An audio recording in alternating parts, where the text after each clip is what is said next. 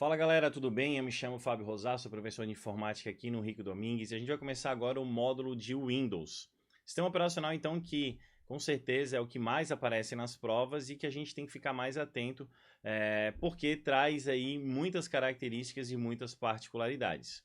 Esse novo formato então aí de gravação em home office, eu tento trazer para vocês ainda mais informações no sentido de ilustrar alguns recursos que podem aparecer na prova de vocês e que às vezes fica mais inteligível aí assistindo e vendo como que o professor vai fazer, tá? Não deixem de trabalhar também com a apostila impressa, porque a apostila impressa ela vai trazer para vocês uma realidade mais próxima do teu dia da prova. Então isso pode acontecer também de vocês ficarem só na aula e chegar na hora da prova e meio que se embaralhar ali porque viram em colorido, né, aqui, e não se atentaram como que pode aparecer na prova em preto e branco. Então, também é importante vocês fazerem questões, né? Assim como a gente está fazendo aqui, mas fazer questões e tentar entender como que a banca pode cobrar de vocês no papel, no preto e no branco. Beleza? Então vamos lá. Primeira questãozinha vai falar o seguinte: utilizamos o software, hardware e redes sempre que trabalhamos em um computador ligado à internet. Sobre esses conceitos, é correto afirmar que o software pode ser tocado fisicamente e necessita de refrigeração. Não, isso é uma característica do hardware. Todas as redes de computadores não permitem compartilhamento de recursos. Pelo contrário, né? Para que existiria uma rede de computadores se eu não pudesse compartilhar um recurso? Então, é o contrário dessa situação aí. C. Quando o computador não possui hardware, basta ligá-lo e instalar através do Windows. Como é que eu vou instalar um sistema operacional Windows se eu não tenho o HD, por exemplo, que é um hardware? Então está errada a letra C. E aí, por eliminatório, então, matamos a B e a C, o nosso gabarito restou a letra D. O Windows é um software que permite o gerenciamento de hardware. Então, esse é um conceito bem básico sobre o sistema operacional Windows. Ele, além de fazer o gerenciamento do hardware, ele também faz o gerenciamento dos softwares. Então, se a gente pensar aí que eu estou usando aqui na aula de vocês o Microsoft Word, que é um software e ele está sendo gerenciado pelo sistema operacional Windows, quando eu mando imprimir, né, por exemplo, essa impressão ela vai ser gerenciada pelo sistema operacional junto com o driver. Então ele fica ali meio que no meio campo, né? Ele fica entre o hardware e o software fazendo então essa gestão aí, gabarito da 1D. 2. Sobre o Windows, assinale a alternativa incorreta. Vocês vão perceber que durante o nosso curso aqui da IESES, ela tem essa particularidade, esse perfil de pedir para o candidato a incorreta. Então a gente vai ter que ficar atento na hora de responder, para não colocar ali uma das corretas. Um arquivo é um item que contém informações, por exemplo, texto, imagens ou música. Perfeito, então um arquivo pode ter qualquer um desses tipos de informação. As pastas têm a função de organizar arquivos e subpastas, que seria uma pasta dentro de outra pasta, tá? Só fica ligado aí que eu tenho visto uma tendência das bancas de trazer a palavrinha diretório. Diretório e subdiretório. Então, é a mesma coisa que pasta e subpasta, tá? Só que é um termo um pouco mais técnico. Todo o seu código-fonte pode ser acessado e alterado por qualquer usuário do sistema. Está errado. Então, como ela quer incorreta, o gabarito seria C. Por que está errado? O sistema operacional Windows ele é um software proprietário. Eu vou até fazer com vocês aqui um paralelo do Linux e do Windows. Então vamos lá. Vou ligar aqui a minha mesinha, fechou, beleza? Vai. Eu vou botar aqui do ladinho assim, ó, o Windows. Credo que W feio. Vamos lá. O Windows.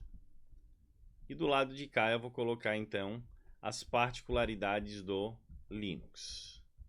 Ok? Então eu tenho essas duas particularidades, esses dois sistemas operacionais, e eu vou trabalhar então com as particularidades desse sistema operacional, desses dois sistemas operacionais com vocês. Quando a gente trata de Windows, a gente vai dizer que ele é um software proprietário. O que é um software proprietário? Quer dizer que existe por trás desse software uma propriedade intelectual. Então existe uma empresa que paga para poder ter essa marca. Então, esse software ele se torna proprietário porque ele tem a detenção de uso e de alteração conforme licenças que a Microsoft vai destinar. Então, o Windows aqui, ó, é da Microsoft. E eu gosto de fazer essa brincadeira aqui com a Microsoft, ó. Tudo que é da Microsoft é pago, certo? Já no Linux, eu tenho a característica de ele ser um software livre. Qual é o cerne do software livre, né? Ali no nosso módulo de hardware e software, eu expliquei a diferença entre liberdade e gratuidade. O Linux, ok, ele é livre e gratuito, mas nem todo software livre é gratuito. O Linux em si, ele é um software livre e gratuito. O que seria o software livre? O software livre freeware quer dizer que ele é gratuito, eu não preciso pagar para poder instalar e utilizar. O software livre quer dizer que além do software pronto, eu tenho acesso ao código-fonte. Eu tenho acesso a como que ele foi feito. E eu posso alterar esse código-fonte e melhorar o sistema, posso utilizar ele então da forma como eu bem entender. Já no caso do Windows, não. Já no caso do Windows, eu tenho, além de ele ter essa característica de software proprietário, ele tem o código fechado, tá? Aqui o código, né? Por ser um software livre, o código é aberto, então o código fonte pode ser alterado por qualquer pessoa, tá? Que ele é o código aberto. E aqui eu tenho a licença do tipo share. Ou seja, eu preciso pagar em algum momento para utilizar o sistema operacional Windows. Beleza? Então temos essas duas grandes diferenças iniciais aí do Windows e do Linux. O que eu tenho de característica que é comum entre os dois? Olha só, eu vou colocar aqui, ó, multi. Vamos lá. Multi usuário. O que é a característica de multi-usuário? Quer dizer que eu posso cadastrar mais de um usuário nessa máquina. Então, eu posso ter, numa máquina Windows, o usuário João e a usuária Maria, por exemplo. E no Linux também, tanto no Windows quanto no Linux. Ele vai ter uma característica conhecida como multi-sessão, todos os dois. Ou seja, mais de uma sessão de usuário pode utilizar a máquina de forma simultânea.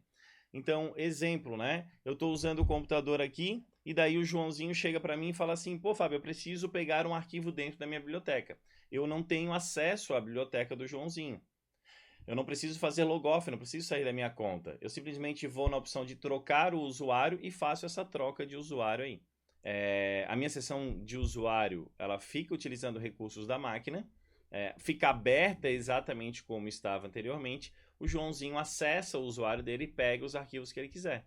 Quando eu voltar para minha sessão de usuário, ela vai estar exatamente como eu deixei no momento anterior, porque eu não fiz logoff nem desliguei a máquina. Então a ideia do multisessão é mais de uma sessão de usuário utilizando recursos da máquina. Essas são as características principais do multi aqui, tá? Multi-usuário, multi-sessão e multi-tarefa. Então essas são as principais características aí do Windows e do Linux. Na ideia de ele ser um sistema proprietário de código fechado, eu preciso pagar para utilizar essa licença. E ele é multi-usuário, multi-sessão e multi-tarefa. Então, beleza. Vamos para a questãozinha. Ela fala o seguinte, ó.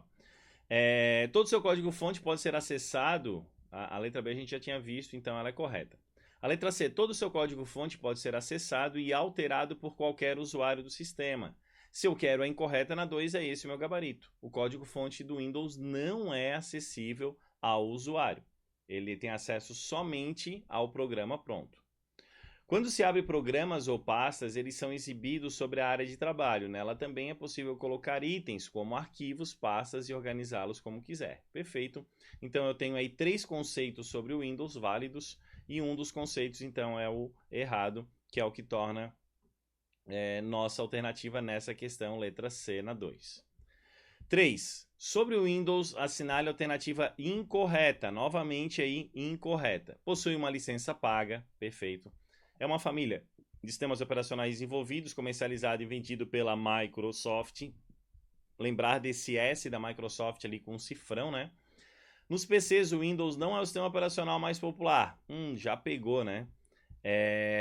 Sendo que 80% do mercado é dominado pelo Linux. Na verdade, galera, ainda existe uma inversão sobre isso, tá? Claro que o crescimento do Linux hoje é exponencial e ele tem acontecido cada vez, ele tem acontecido numa levada ainda muito maior, né? Justamente porque eu não preciso pagar e vamos pensar na situação que eu tenho para poder trazer para vocês. Lá no IFSC, onde eu trabalho, chegou um servidor novo. Vou dar um exemplo para vocês, tá? Ele nunca usou um sistema do governo federal. Então, se ele usar o sistema do governo federal no Windows ou no Linux, qual é a diferença? Nenhuma. Então, por isso que lá a gente tem Linux. Porque os sistemas são web e não importa se Linux ou Windows, a gente não precisa pagar e o Linux ele traz para a gente uma camada de segurança um pouco melhor aí do que o Windows, tá? Vou dizer um pouco melhor para não exagerar muito, mas vou dizer um pouco melhor, que é o que aparece na prova. Mas, popularmente ainda, o Windows lidera o ranking. Então, letra C é o gabarito, porque está dizendo que não é o sistema operacional mais popular. D. As pastas têm a função de organizar arquivos e subpastas. Percebem que a gente teve uma questãozinha. A gente está vindo aí numa pegada de Prefeitura de São José, né? Um concurso público que para o mesmo cargo, então, para o mesmo órgão, perdão. Então, a gente tem aí questões muito similares. Beleza? Então, a 3C. 4. Sobre o Windows é incorreto afirmar. De novo, incorreto. É um sistema operacional que deve ser comprado, beleza, tem que pagar, possui uma licença de uso para poder utilizar legalmente para fins comerciais e para fins pessoais também. As pastas têm a função de organizar arquivos e subpastas, exatamente a mesma afirmativa das duas outras questões. O seu código-fonte está disponível sob a licença GPL. Já está errado, tá? O que seria a licença GPL? A licença GPL seria uma licença pública geral. A licença pública geral, o próprio nome está dizendo, ela é pública. Então, ela é utilizada para software livre, para dizer aí quem que fez, como que fez e definir algumas regras de uso, para que qualquer pessoa possa utilizar, estudar, modificar e distribuir livremente de acordo com os termos da licença. Essa letra C estaria correta se eu tivesse no ambiente Linux. Como eu estou no ambiente Windows e a banca me pede a incorreta, então C é o gabarito. D. Quando se abre programas ou pastas, eles são exibidos sobre a área de trabalho, nela também é possível colocar itens para facilitar o acesso. Então, muito parecido também com outra questãozinha ali. A 4, gabarito C. 5. A barra lateral do sistema operacional Windows contém mini programas que podem oferecer informações rápidas e de fácil acesso às ferramentas mais utilizadas pelo usuário. Com o objetivo de personalizar e deixá-las mais funcional, essa definição diz respeito ao item. Então, deixa eu mudar mais uma vezinha a cena aqui para eu conversar com vocês. Vamos lá, opa. Beleza. Vou abrir aqui uma janelinha do Windows 7, tá? Então, numa máquina virtual aqui minha do Windows 10, eu tenho também o Windows 7. E aí, uma novidade do Windows 7 em relação ao seu antecessor aí, de expressão no mercado, que era o XP, é justamente esse cara chamado de gadgets. Deixa eu pegar uma lupa aqui daí. Vamos lá, lupinha, fechou. Deixa eu até que já tinha aberto a lupa. Vai. Olha aqui, ó. Eu vindo com o botão direito na área de trabalho do Windows 7, eu tenho aqui a opção Gadgets, ó. Essa opção Gadgets, ele traz para mim exatamente o que a banca está falando ali na questão. Mini aplicativos, mini programas que eu posso colocar suspensos na área de trabalho. Então essa foi uma novidade do XP para o 7 e do 7 para o 10 esse Gadget caiu. Então eu só tenho esse cara no Windows 7, eu não vou ter esse cara aí em outras versões do sistema operacional. Eu vou mostrar para vocês aqui, ó, por exemplo, um medidor de CPU. Eu vou botar aqui o medidor de CPU na área de trabalho, beleza? Ó, vou arrastar e deixar ali. Ele vai trazer para mim quanto que está sendo utilizado naquele momento de recursos de processador e memória. Ó, 0,1%, 54% de memória. Tá? Então ele vai trazer para mim, eu quero um tempo. Então eu posso colocar aqui também tempo, né? Ele está tentando obter dados, como eu estou aqui sem internet, eu poderia cadastrar a minha cidade aqui e deixar ele suspenso na minha área de trabalho, de forma que ele ficaria atualizando automaticamente. É claro que, além de consumir alguns recursos da máquina do usuário, ele também vai consumir banda e eu preciso. Não chega a ser uma regra, né? Mas é interessante que eu mantenha conectado à internet. Então, o gabarito das 5 ali, letra C, é o gadget, então, que está sendo tratado pela IES. Fechado? Terminamos aqui o primeiro bloco, então, que é a parte de conceitos gerais.